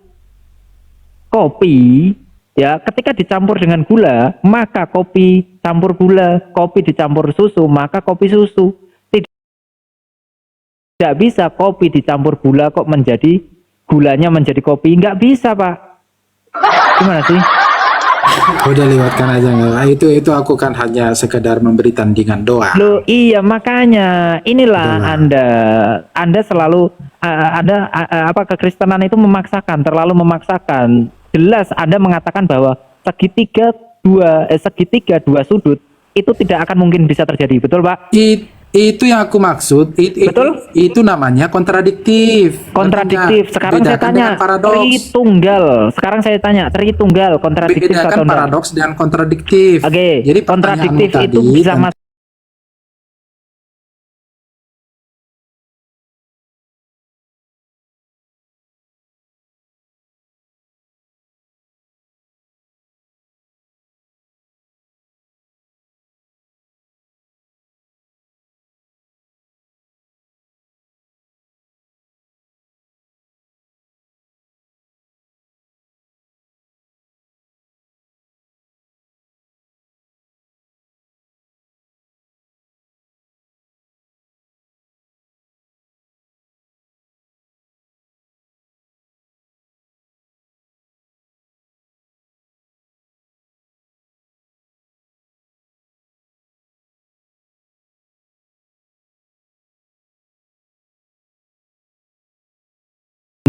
kontradiksi enggak? Ya kopi emang kontradiksi. Kopi susu gula. Iya kan? Tri berapa, Pak? Tri berapa? Oke. Tri berapa? 3. Sebentar, tri 3. Tunggal? 3. Tunggal? 1. 3 sama 1 kontradiksi enggak? Enggak. Kan? Mulai melecehkan akalnya, Bang Al. Sekarang nih. Oke. Sekarang. Ya, Bang Gofur. Dia blunder loh. Bang Gofur coba lihat dengan jelas dia dengan yakinnya. Sabar dulu, Bang Roma. Ya, Anda menyatakan suatu hal yang sangat blunder ketika Anda menyatakan bahwa segitiga 2 sudut itu tidak akan pernah terjadi karena itu sifatnya kontradiktif. Sekarang kita masuk ke Tritunggal 3 dalam 1. Apakah itu kontradiktif? Anda tidak berani menjawab itu. Tuh. Tidak, itu masuk akal, sangat masuk akal. Bagaimana coba usahakan untuk bisa masuk akal. Tri itu 3, tunggal itu satunya. Bagaimana merasionalkan ini? Baik. Nah, sekarang nih, ya. Kalau aku tanya, Bang Gofur, coba lihat tangan kananmu. Di tangan kananmu ada berapa? Ya, tangan kanan. Gimana tangan kanan? Kananmu ada berapa? Ada berapa jari telunjuk? Jari telunjuk ada 1. Ada 1, oke. Ada lagi yang lain nggak? Nggak ada lah. Kalau jari telunjuk hanya 1. Ya. Sekarang lihat jari telunjukmu di bagian di tangan kananmu. Lihat ada berapa ruasnya di sana? Ruas 1, 2, 3. Ya. 3 ruas itu Berapa jari telunjuk? Bang Gofur, Berapa jari jawab. telunjuk? Satu jari telunjuk. Satu, benar. Satu jari telunjuk. Kamu terus? benar. Benar. Satu jari telunjuk dengan Hah? 3 ruasnya. Satu jari telunjuk, 3 ruasnya. Ya udah, Kalau benar, ruas kan? ini, kalau hanya dipotong ruas ini, maka di sini bukan dikatakan jari telunjuk. Betul? Ya coba potong aja, praktek aja. Tuh, kan? Mau Pak, beranalogi ada tapi teman saya Pak sudah hilang jari telunjuknya Pak. Pak, ada teman saya yang sudah hilang jari telunjuknya Pak. ayo, kalau orang yang mohon maaf cacat, tidak punya jari telunjuk, lalu ruasnya tinggal 2, 1, 2 di sini mohon maaf Kita tidak terpotong. bicara itu Gimana? mengenai orang. Ya orang kalau tidak tertentu berbicara Anda yang kehilangan jari kenapa telunjuk, analogi Anda apa yang tidak kepotong. ketika kami ikuti Anda tidak mau meneruskan apa analogi.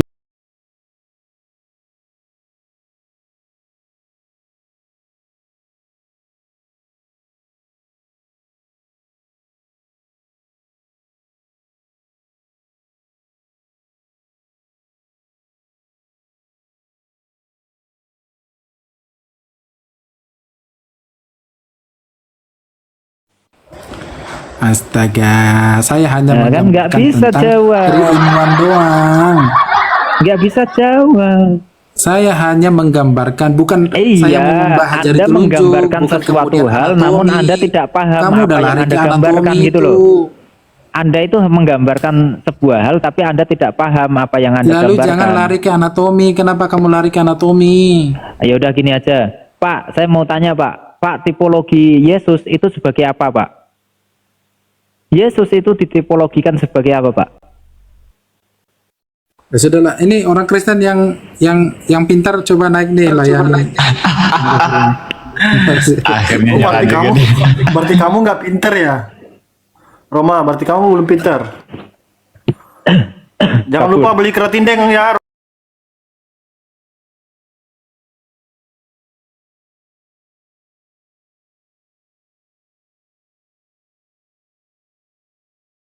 Jangan, nggak usah pakai 3 in 1, 4 in 1. Ala apa? Ala Roh Kudus, ala Putra, ala Makjang. Alamak, Jang.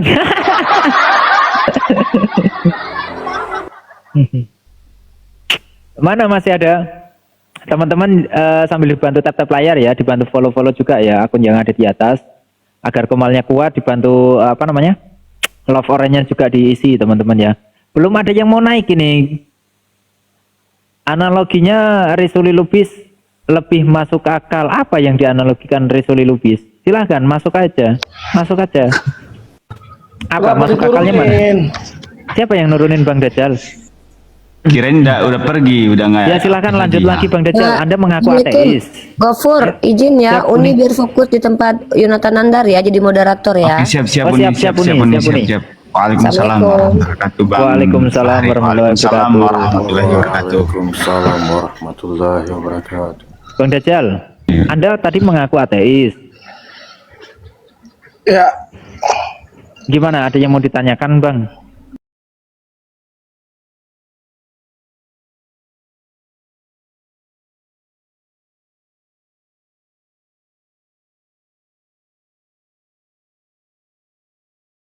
kejahatan, penderitaan. Kejahatan dan penderitaan. Baik Bang. Ini Bang, yang pertama ya, kita harus tahu dulu Anda mau minta literasi dari Islam atau mau literasi dari luar Islam. Kalau literasi dari luar Islam, sepertinya Anda makin tersesat ya. Tapi coba kita Bebas. coba kita literasi dari Islam ya, artinya dari Al-Qur'an insya Allah. Bang Al, mungkin mau dijawab Bang Al? Lagi ngerokok. Lanjut, oke. Gini, Bang Dajjal, Buat dulu ya, lanjut ya. Bang Dajjal, kalau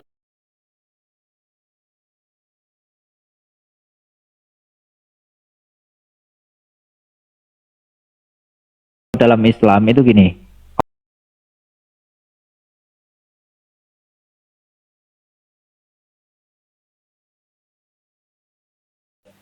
ini nanti akan berkaitan dengan kejadian genosida saat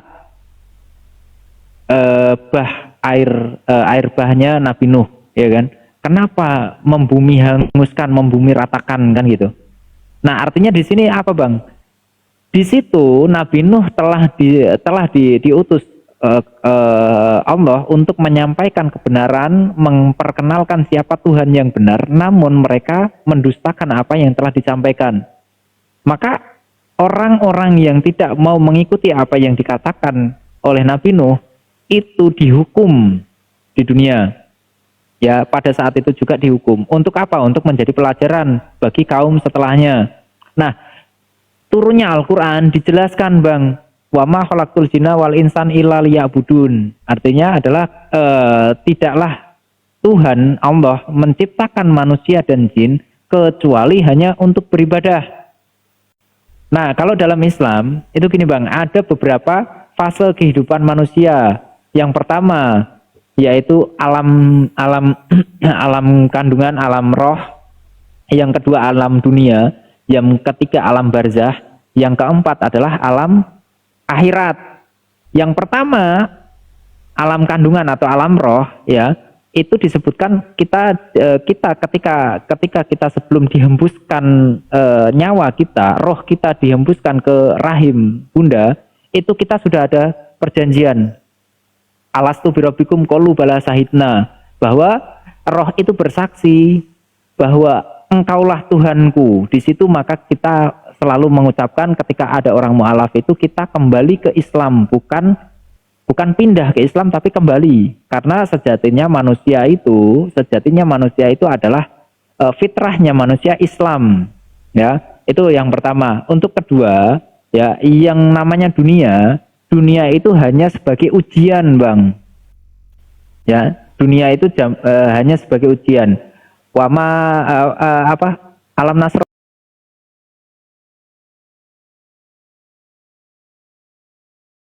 lakas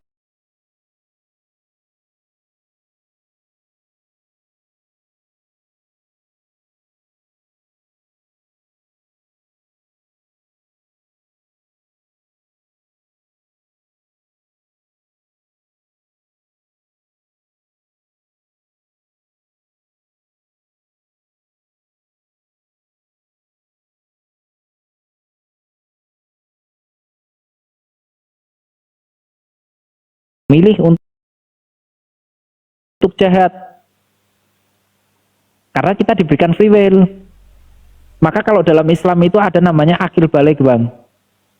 Orang yang sebelum mereka memasuki masa akil balik, orang itu tidak diberatkan atau tidak akan dipertanggungjawabkan apa yang dilakukan di dunia. Itu Islam, Bang. Jadi kita tidak serta-merta anak baru lahir tiba-tiba mohon maaf meninggal atau atau 2 tahun 3 tahun meninggal, 4 tahun 10 tahun meninggal, itu nanti dibebankan dosanya. Enggak ada. Jadi itu masih bersih karena dia belum akil balik, artinya belum bisa menggunakan pemikirannya, belum bisa menggunakan akal sehatnya, ya, untuk bisa membuktikan, untuk bisa membedakan mana yang baik, mana yang buruk, mana yang jahat, mana yang tidak jahat. Karena sudah digariskan nih, Bang. Manusia, ya, manusia, kamu saya turunkan ke bumi. Manusia kami ciptakan di bumi dengan ada aturan yang jelas. Tergantung kamu mau main kemana, mau main ke kanan atau mau main ke kiri atau mau lurus. Nah, untuk lurus, untuk bagaimana caranya, bagaimana cara kita manusia itu untuk berjalan ke jalan yang lurus? Ada Al-Quran, Yasin wal Quranil Hakim, innaka laminal mursalin ala siratim mustaqim, ya, wal Quranil Hakim ala siratim mustaqim. Al-Quran itu adalah jalan yang lurus. Ketika kita mengikuti apa yang ada di dalam Al-Quran, maka tentulah kita akan berada di jalan yang lurus. Itu, Bang Dajjal. Sama kita analogikan dengan ketika Bang Dajjal itu main game. Bang Dajjal main game nih. Bang Dajjal main game. Aplikatornya yang membuat game itu sudah memberikan aturan-aturan yang harus dilewati untuk bisa kita finish. Nah, tergantung kita main gamenya seperti apa. Mengikuti aturankah? mengikuti cara mainnya kah, atau kita melenceng dari cara main? Kalau kita melenceng dari cara main, kita nggak akan finish dengan baik. Tapi kalau kita mengikuti apa aturan yang ada, yang telah dibuat oleh si pembuat game ini, kita akan finish dengan baik, Bang. Kita akan punya reward. Benar nggak, Bang Dajjal? Jadi bukan berarti membiarkan. Bukan berarti membiarkan itu ada konsekuensinya nanti. Anda sudah dijelaskan, kalian sudah diberikan jalan, kalian sudah diberikan peringatan, sudah diberikan ujian, sudah diberikan rasul, bisa sudah diberikan mata lengkap, telinga lengkap, mulut lengkap, tapi Anda seakan-akan tidak pernah mendengarkan kebenaran, seakan-akan Anda tidak pernah melihat kebenaran. Maka dikatakan di dalam Al-Quran, sumum bukmum umyun faum layarjiun, seakan-akan mereka itu buta, seakan-akan mereka itu tuli tentang kebenaran, padahal kebenaran itu telah sampai. Nah, itulah yang disebut dibiarkan kejahatan itu. Nanti konsekuensinya di akhirat, di alam yang kekal. Gitu loh, Bang Dajjal. Jadi itu sebuah konsekuensi. Bukan berarti dibiarkan begitu saja. Konsekuensinya ada atas kejahatan itu.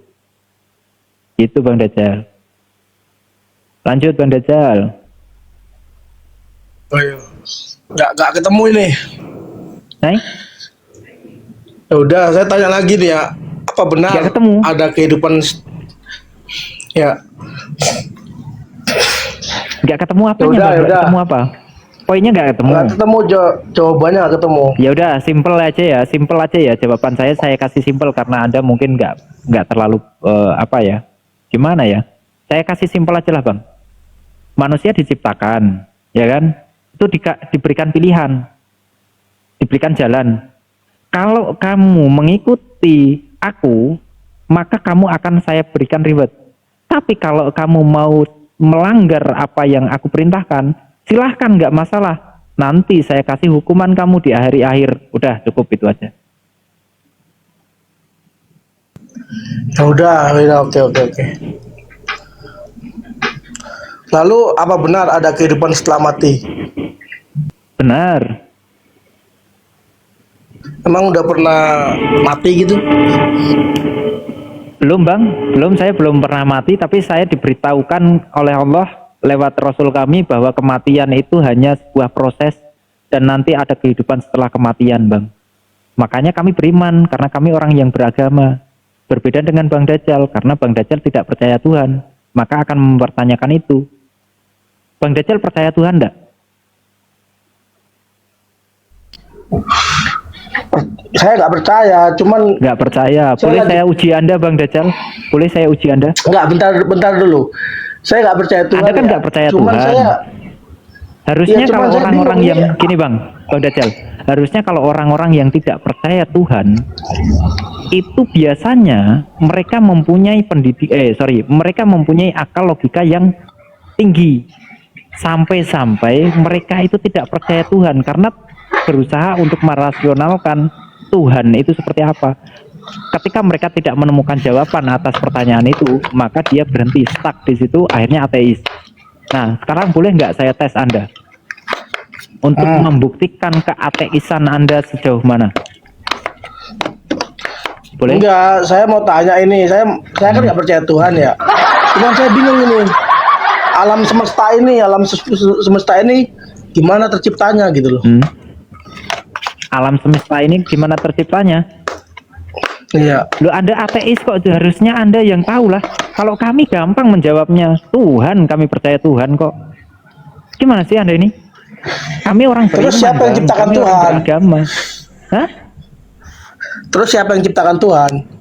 Loh, kok siapa yang ciptakan Tuhan? Tuhan itu ada sebelum kata ada itu ada. Nah, kami beriman, Bang. Justru ketika kamu tidak beriman kepada Tuhan, ketika kamu tidak beriman kepada suatu agama atau keyakinan, kita harus tanyakan dasarnya kepada Anda sendiri. Boleh nggak saya uji? Harusnya mau dong. Harusnya mau dong. Sekarang saya tanya, Iya, Bang, coba Bang tanya, Dajjal. coba tanya. Sekarang saya tanya, satu pertanyaan saya tanya, mau uji saya ke ateisanmu, ya. Anda menyatakan bahwa Tuhan itu tidak ada, betul? Pertanyaan saya, pertanyaan saya, siapa yang menguasai diri Anda sepenuhnya sekarang ini? Ya jelas saya sendirilah. Gimana sih? Anda sendiri yang menguasai apa yang ada di dalam diri Anda sendiri, betul? Iya, 100% saya sendiri. 100% Anda sendiri yang bisa menguasai apa yang ada di dalam diri Anda sendiri. Saya boleh uji Anda nggak, Bang? Boleh nggak saya minta Anda untuk hentikan detak jantung Anda selama 3 menit, lalu dihidupkan kembali detak jantungnya? Nggak nyambung. Nggak bisa jawab. Nggak Ya, bukan begitu. Kamu nggak sampai. Kamu ateisan karena kecewa ini. Bener, karena kecewa ini. Minum racun orang gitu. Udah ketahuan. Ini orang ateis karena kecewa ini. Ya bukan, Bang. Ya pertanyaannya aneh gitu loh. Kenapa nggak suruh hewan aja kalau begitu? Bang, gini Bang. Anda mengaku bahwa Anda sendiri yang menguasai atas apa yang ada di dalam diri Anda. Betul? Jantung Anda itu ada di dalam diri Anda. Sekarang saya minta Anda untuk hentikan detak jantung Anda selama 3 menit. Anda bisa nggak? Nggak bisa, nggak ketemu. Nggak bisa karena Anda nggak mempunyai kuasa terhadap diri Anda sendiri. Gimana sih? Ya pertanyaannya aneh, pertanyaannya. Loh kok aneh gimana? Kamu tadi menyatakan 100%, kamu bisa 100%. Apa yang ada di dalam dirimu adalah kuasamu sendiri. Jantungmu adalah kuasamu, bukan? Iya, tapi kan saya minta tolong jantungmu hentikan detak jantungmu selama 3 menit, bisa enggak? Ya minum racun aja. Oke, bisa ya, minum racun. Ya, terus selanjutnya saya minta setelah 3 menit kamu hidupkan kembali jantungmu, bisa enggak?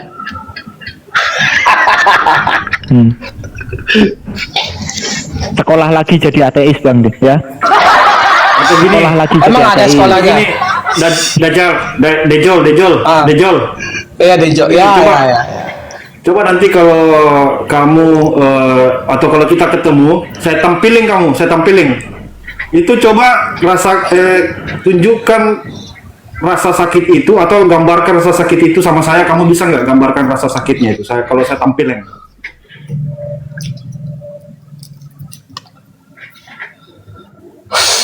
Gambarkan rasa sakit. Bisa nggak, Dajjal? Nahan pira aja gak Tapi bisa. ada kan? Tapi ada kan? Rasa sakit itu ada kan, Dajjal? Ada. Coba kalau pas saya tampilin, kamu coba tunjukkan gambarnya tuh kayak gimana? Dia itu seperti apa rasa sakit itu? Ya sayat aja tangannya pakai pisau. Aduh, nggak nyambung. Ya gua nyambung gimana kan bener kan? Enggak, maksudnya gambarkan rasa sakit itu kayak gimana? Gambarannya sakit itu gimana? Tapi ada, sakit itu ada. Ya gampang, ambil pisau, sayat aja tangannya. Sakit kan? Gambarnya gimana? Gambarnya kayak gimana itu sakit itu gimana? Gini Bang Dajjal, maksudnya Bang Al adalah bagaimana caranya kamu merasionalkan bentuk sakit gitu loh. Bisa enggak? Sakit kan nggak bisa digambar. Nah itu wujud rasa sakit, kalau wujud rasa sakit, wujud rasanya sakit itu loh. Emang bisa digambarkan? Ya itu maksudnya Bang Al seperti itu. Ketika kamu tidak bisa mencari tahu tentang Tuhan itu seperti apa, ya sama ketika kamu tidak bisa menggambarkan sakit. Itu karena Tuhan itu nggak bisa diserupakan dengan apapun. Apapun yang bisa diserupakan di dunia itu berarti bukan Tuhan. Itu aja. Kalau kamu mengatakan Tuhan itu, loh, kok tiba-tiba jadi percaya Tuhan kamu? Dia punya kuasa. Ya bukan, ini kan cuma jawab aja. Lu barusan apa kamu katakan? Udah kayak keristeng ini keristeng ini. Dia kan berkuasa, dia mah kuasa. Tiba-tiba Berarti kamu percaya Tuhan kalau Tuhan berkuasa ya. Berarti kamu nggak bisa. Berarti yang kuasai diri kamu itu bukan 100% kamu.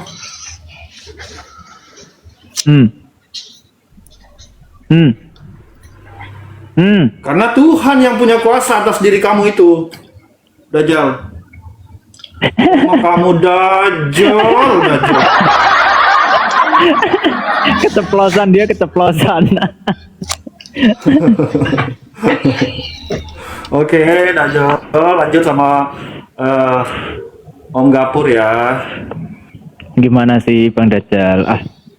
Janganlah gitu. Yakin. Kamu masnya gini loh. Kalau kamu ateis, itu biasanya orang yang ateis itu adalah orang yang betul-betul mencari Tuhan dan dia belum menemukan Tuhan yang benar itu siapa, itu ateis. Dia belum menemukan sosok Tuhan atau dia belum bisa merasionalkan ke dalam akalnya Tuhan itu. Tapi itu dengan keilmuan gitu loh. Itu dengan keilmuan. Bukan dengan, ini mohon maaf ya, saya kalau memang Anda itu mengaku Anda tidak percaya Tuhan, saya pikir Anda itu berangkat dari kekecewaan. Satu, Waalaikumsalam warahmatullahi wabarakatuh. Satu, karena Anda membuat pernyataan, kenapa Tuhan membiarkan kejahatan? Itu adalah sebuah pertanyaan yang menggambarkan Anda kecewa terhadap kejahatan yang telah mungkin Anda alami. Bukan dari keilmuan Anda, ateis nih. Harusnya bisa, kalau ateis menjawab ini bisa. Bahkan saya pernah, nggak usah lah, nanti saya bocorkan malah kamu besok kalau ditanya itu bisa jawab kamu. Janganlah. Biarlah belajar lagi aja lah. Nanti kalau saya bocorkan dia besok-besok mana-mana bawa dibocorkan semua dulu. Belajar lagi lah jadi ateis ya. Jadi gimana?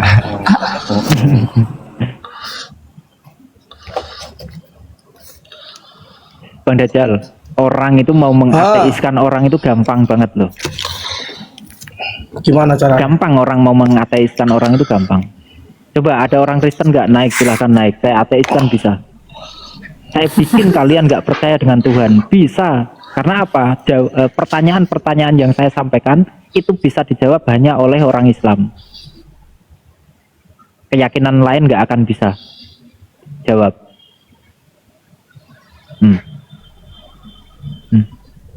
Ya udah, belajar filsafat dulu lah, Bang Dajjal, belajar filsafat dulu lah ya. Ya udah, saya tanya pertanyaan umum aja ya. Umum. Ini kan, itu kan Tuhan kan menciptakan manusia berpasangan ya. Betul. Terus kenapa boleh berpoligami, sedangkan Tuhan menciptakan berpasangan? Berpasangan itu artinya apa? Oten banget itu. Pertanyaanmu kok oten banget. Udah, jawab aja. Saya kan tanya. Pertanyaanmu berpasangan kan? Saya tanya, berpasangan itu artinya apa?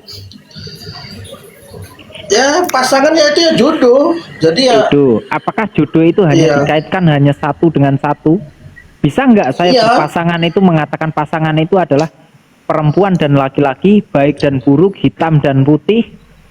Bisa nggak saya mengatakan berpasangan itu halnya seperti itu? Tetapi kan semua kan satu-satu, bukan 1, 5. Di mana dikatakan satu-satu? Di mana dikatakan satu-satu? Ya kalau hitam putih itu kan satu, siang malam konteks satu. Berpasangan adalah hitam putih, perempuan laki-laki. Terus apa salahnya poligami? Saya nggak nyalain sih. Ya cuma saya tanya itu aja. Justru kamu bisa cari ke dalam literasi manapun, ke dalam kitab agama keyakinan manapun kecuali Islam, ada nggak mereka membatasi tentang pernikahan? Ada nggak pembatasan terhadap pernikahan atau pembatasan terhadap pasangan suami istri? Ada nggak? Contoh Kristen, ada nggak? Ada nggak Kristen dibatasi? Saya nggak tahu saya mengenai Kristen saya. Oh, kamu berangkat dari mana sih? Kristen tadi kan ngomongnya berangkat dari Kristen atau dari Islam kamu? Privasi tuh. Hai. Ntar kalau saya jawab kamu kecewa. Nggak ada Apa? orang Kamu yang mau kecewa, Pak, jawab sama dari diri kamu, Islam? Pak. Kamu mau apapun kami nggak kecewa, Pak. Bodoh amat Enggak kita. akan kita kecewa. Enggak. kita kecewa, Kalau bro. semua manusia berpoligami, terus laki-laki itu dapat apa? Sedangkan dia aja pasangan dia direbut orang. Cek aja penduduk dunia saat ini perempuan berapa, laki-laki berapa, cek sekarang. Cek sekarang. Coba cek sekarang, browsing sekarang. Kebanyakan perempuan sih kalau setahu saya. Terus? Dia kan harusnya jodohnya dia jadi jodohnya dia. Kan udah Kasihan diambil dong kalau duluan. perempuan itu nggak dapat. Ayo. Yaudah yang lain aja tanya. Assalamualaikum warahmatullahi wabarakatuh. Waalaikumsalam warahmatullahi wabarakatuh. Berakhir sudah diskusi dan debat para apologet Islam yang telah memberikan kita ilmu dan pengetahuan tentang ajaran Islam dan ajaran Kristen. Semoga ilmu yang kita dapat dari diskusi dan debat ini dapat membentengi kita dari pemutatan yang mana pada saat sekarang banyaknya misionaris-misionaris mencari muslim yang awam untuk dimurtadkan. Saya akhiri video ini. Terima kasih kepada saudara-saudari muslim semua yang telah mengikuti diskusi ini sampai habis. Sampai ketemu lagi dan nantikan video-video diskusi dan debat apologet Islam selanjutnya. Assalamualaikum warahmatullahi wabarakatuh.